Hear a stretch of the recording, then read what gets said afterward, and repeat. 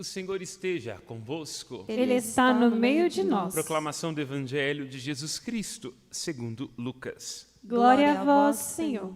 Quando Jesus se aproximava de Jericó, um cego estava sentado à beira do caminho, pedindo esmolas.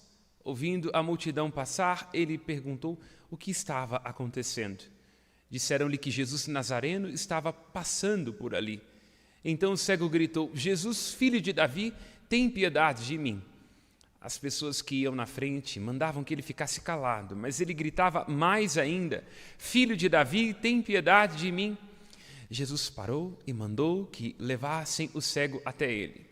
Quando o cego chegou perto, Jesus perguntou: O que queres que eu faça por ti? O cego respondeu: Senhor, eu quero enxergar de novo. Jesus disse: Enxerga, pois de novo, a tua fé te salvou. No mesmo instante, o cego começou a ver de novo e seguia Jesus, glorificando a Deus. Vendo isso, todo o povo deu louvores a Deus. Palavra da salvação. Glória a vós, Senhor. Pelas palavras do Santo Evangelho, sejam perdoados os nossos pecados. Amém. A visão é, pois, o sentido que percorre poética e profeticamente o tema da liturgia de hoje. Um cego que quer novamente enxergar, para que, mediante a sua fé, seja curada a nossa cegueira. E o livro do Apocalipse, que é, pois, um cavalo de pau, uma virada em toda a tradição das Sagradas Escrituras, onde do início, passando pelo meio, até o fim, se insiste no escutar. Este é o verbo permanente nas Sagradas Escrituras e deve ser também em nossa vida, porque é uma existência madura e bem vivida, sobrevive de escuta, da capacidade de deixar que o outro venha a nós com o seu dizer, com o seu dito e com o seu interdito, venha a nós naquilo que ele é com a sua palavra. A Bíblia insiste na escuta. Shema Israel, Adonai Eloheinu, escuta Israel. Os profetas são portadores fiéis da palavra de Deus, querem despertar os ouvidos fechados da descendência de Abraão e da matriarca Sara. No reverso, o livro do Apocalipse, aliás, até numa tradição joanina, insiste na visão. Por isso que quando nós olhamos os animais que reproduzem de maneira alegórica cada um dos evangelistas, cabe ao Evangelho de João, primeira e segunda, terceira carta de João, Apocalipse de João, a imagem da águia, porque a águia é um animal que tem uma visão acurada. João, então, que é servo de Deus, como eram servos os profetas, é alguém que diz que dá testemunho daquilo que vê. Assim ele termina o seu evangelho, que ele poderia ter enchido livros e bibliotecas do mundo com tudo aquilo que ele viu, mas não caberiam, não seria suficiente. Ele então transmite aquilo que viu e dá testemunho, e o seu testemunho é verdadeiro. João é profeta, que diferentemente dos profetas do Antigo Testamento, insiste na visão. Ele viu. E o que ele atesta, o que ele viu? Está aqui suprimido desta perícope, porque passamos do versículo 4 do capítulo 1 do Apocalipse, logo para o versículo 1 do capítulo 2. Ele vê e dá testemunho, é mártir, testemunha daquele que é o ho martis, ho pistos, ou seja, aquele que é a testemunha fiel. Está dizendo que ele viu, que ele contemplou, não é desiludido, não está falando daquilo que ouviu falar, pode dar testemunho da fidelidade completa de Jesus Cristo, cujo amor não desidrata. Poderíamos dizer assim, numa manchete brutal, que João está dizendo que Cristo é a manifestação do amor de um Deus que é fiel, que não desiste de nós, que se dá a conhecer, e na medida em que se dá a conhecer, nos revela e nos esclarece isto. Na medida em que Deus revela quem Ele é e o seu amor, este amor também lança luzes às trevas que todos nós trazemos. E como é difícil para a gente se ver, não é? Porque nós estamos hoje numa sociedade de muitos posts, de muitas conexões, uma sociedade de muitos filtros, de muitas lentes, mas onde a maioria de nós tem que fazer muita vista grossa de si para poder sobreviver. Fingimos, exibimos vidas que não levamos. Estamos cheios de filtros, de maquiagens, porque não damos conta da realidade da nossa existência.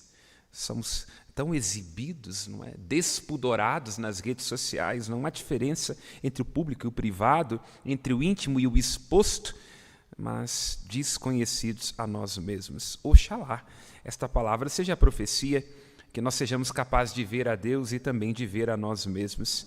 É esse o significado, meu irmão e minha irmã, do livro do Apocalipse. Apocalipse é uma palavra no grego que quer dizer não histórias que a gente conta para as crianças ficarem com medo. Apocalipse quer dizer revelação. É o livro da revelação porque, precisamente, este servo de Deus, João, está tendo que se haver com a demora de Deus. Cristo disse que ia voltar, mas não voltou até agora. E ao que tudo indica, quando ele escreve essa profecia, ele é o único que sobrou. E aí, que hora que vai realizar-se isso? Então, a profecia de João no Apocalipse é, pois, um rasgo no céu, para dizer que as demoras de Deus não significam um amor desidratado, que, não obstante, na obscuridade da fé, nós nos encaminhamos para o cumprimento da esperança, das promessas de Deus, da sua palavra que não passa. Por isso, o Apocalipse é um livro da revelação, da esperança, para que nenhum de nós perca o ponto de partida. Ai de nós se perdermos o ponto de partida. Ai de nós se perdermos o primeiro amor. A gente pode se esquecer de onde veio e para onde está indo. O tempo está próximo. Versículo 3. Feliz aquele que lê, aqueles que escutam as palavras dessa profecia, praticam o que nela está escrito. Esta leitura é pertinente, assim como o final do Evangelho de Lucas, porque nós já estamos terminando o ano civil e também o ano litúrgico. A partir da semana que vem, não é? Aberta pela solenidade de Cristo Rei, nós iremos ter o domingo do Advento, é o ano novo da igreja. Portanto, já na liturgia nós vamos trabalhando das leituras que tratam desse fim, não é? Que está próximo, para que nenhum de nós esteja anestesiado. E faz sentido, hein? Ler esta primeira leitura do livro do Apocalipse, muito relacionado ao que está lá na segunda carta de Pedro, capítulo 1, versículo 19, onde Pedro diz, falando das noites escuras que todos nós experimentamos, nós todos somos afetados profundamente como os profetas, sabemos mais do que devíamos e menos do que precisamos. A gente não dá conta de saber como lidar com as obscuridades da nossa existência, não somos luz para nós mesmos. Então Pedro diz, 2 Pedro, capítulo 1, versículo 19, fazeis bem em ter esta profecia diante dos olhos. Ela é como uma lâmpada que deve brilhar em local escuro até que raie o novo dia. É isso, por isso precisamos da palavra de Deus, da oração, dos sacramentos, do amor de Nossa Senhora da Piedade. Porque em nossa vida temos muitas escuridões. Precisamos desta lâmpada para que a gente não perca o caminho. Essa é a preocupação de João, neste capítulo particularmente. Está alertando a esta comunidade de Éfeso, às 7 comunidades, a cada um de nós, que a gente não pode desfalecer nem arrefecer. E é bonito, né? Fala ao nosso coração, quando se diz aqui no versículo 22, o versículo 2 do capítulo 2, né? Onde o Senhor diz que conhece a nossa conduta, o nosso esforço e a nossa perseverança. Isso é muito interessante, não é? Porque quem de nós, como padre, como mãe de família, depois de um dia de cansaço, não fica com a impressão de que ninguém está nos vendo? Não dá uma vontade de vez em quando a gente sumir, não é? Abandonar todo mundo? A esposa, o bispo, os filhos, quer saber de ninguém, eles vão ver. Mas, olha que bonito isso, versículo 2, conheço o teu cansaço. É muito bonito isso, né? Porque no início do relacionamento, a gente conhece a beleza do outro, a sensação de completude que ele nos causa, a gente conhece a ilusão do que é viver junto, a gente conhece a expectativa de querer ter um filho alecrim dourado que vai realizar as frustrações que a gente não dê conta de realizar.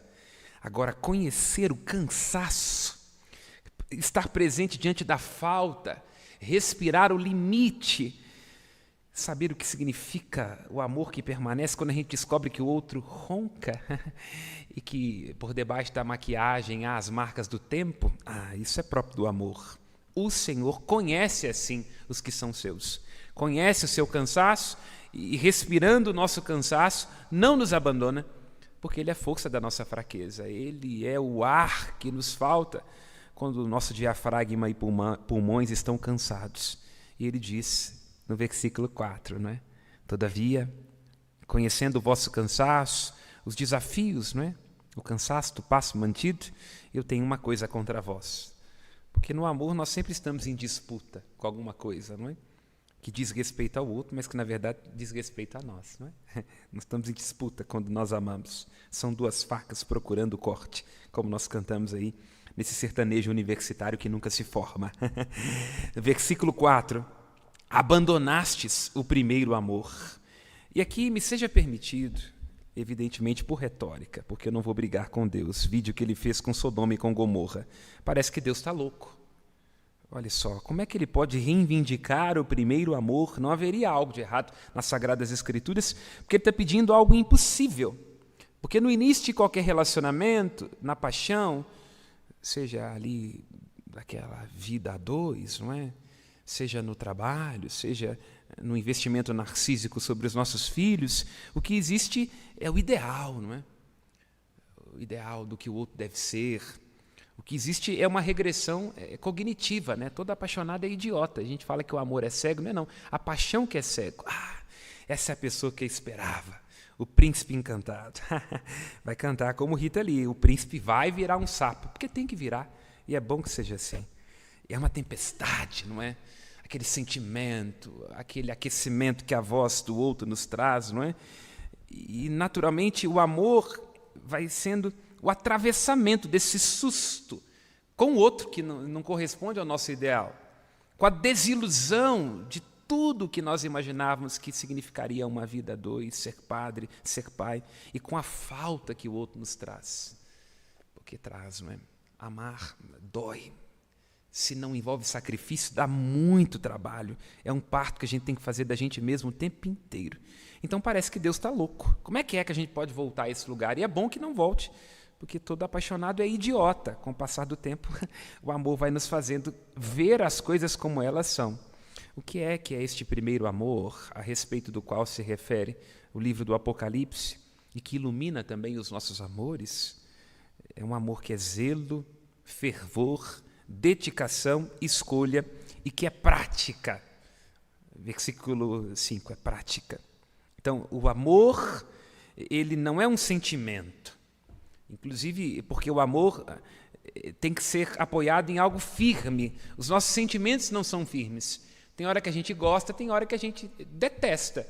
E às vezes numa fração pequena de segundos, não é assim? E tudo normal, hein? E até me arriscaria a dizer que se não fosse assim, não é? Ao mesmo tempo, alguém que nos arranca suspiros, que a gente tem vontade de mandar uma panela na cabeça, a gente não amaria tanto assim, não é? A mágica do amor é isso, né? Porque o outro nos desafia, ele nos traz a falta, porque a gente se sente só, acha que está dando mais do que o outro merece. Esse é o drama, mas ao mesmo tempo é o que nos mantém vivos, essa vibração do amor, essa tensão, essa loucura, essa vontade de largar tudo segunda-feira de manhã para seguir uma outra vida e depois de um tempo sentir vontade de voltar para o mesmo lugar. Isso é o amor, está entendendo? Não é o sentimento, porque no sentimento, no namoro, quando deu problema, cada um vai para a sua casa. O amor não, o amor, o outro aluga um apartamento dentro de nós. E aí é para além da insatisfação e das instabilidades. E esse amor não pode adoecer na rotina. Então o livro do Apocalipse começa falando de revelação.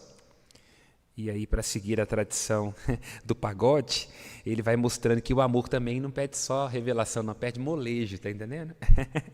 Não era amor, era cilada. Então, nessa rotina, nessa dificuldade, nesse desconforto, nessa falta, nessa perseverança, nessa obediência cotidiana, nesses atos sem testemunha, nessa solidão de acho, é precisamente nesse lugar que nós encontramos o amor verdadeiro. E não podemos arrefecer deste ponto, porque é o ponto de partida.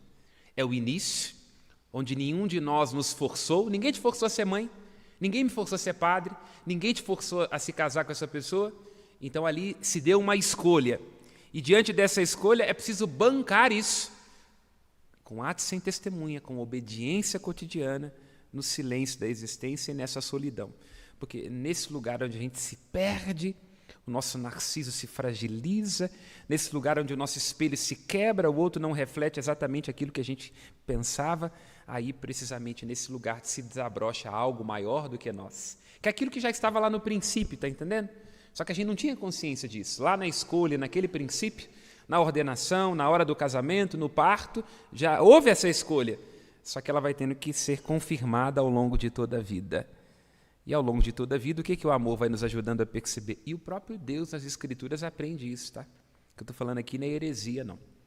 Basta ir lá ao livro de Oséias, que é o ponto alto da profecia no Antigo Testamento, quando Oséias se casa com uma mulher que era limadinha, que ela não dava conta de um marido só, né? Então, eu ia até citar uma música aqui de Pablo Vittar, que não sei o que também ama, mas eu não vou citar, depois você pesquisa, porque aí daria problema com o meu emprego. Mas é isso aí, exatamente o que Pablo Vittar fala. Nesse momento, o profeta Oséias, amando uma pessoa que não merece o seu amor, né? Nesse momento, ali se dá a profecia. Porque Deus fala, do mesmo jeito que você gosta de uma mulher que é adúltera, uma mulher de muitos amores, assim também é o meu amor eterno pela casa de Israel. Um amor que me faz dar volta sobre mim mesmo. Não é? Então, a beleza é isso. Ao longo de toda a vida, nós não somos as mesmas pessoas. Então, o desafio do amor na reciprocidade é lógico, não é? Porque envolve dever e envolve também receber alguma coisa.